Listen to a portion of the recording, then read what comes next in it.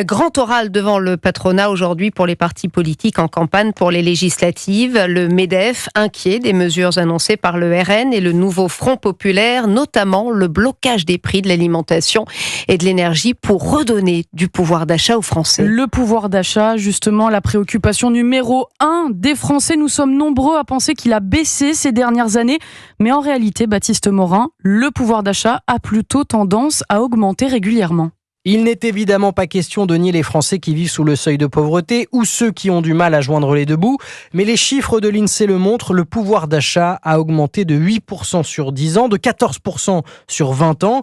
Le décalage entre perception et réalité s'est accentué avec la crise inflationniste, souligne Gilles Moec, chef économiste chez AXA. Si le prix des biens alimentaires augmente, comme c'est une dépense fréquente, ça va jouer davantage sur votre perception généralisée. Les gains de pouvoir d'achat issus de mesures politiques comme la suppression de la taxe d'habitation ou les boucliers tarifaires sur le gaz et l'électricité sont aussi passés plus facilement inaperçus.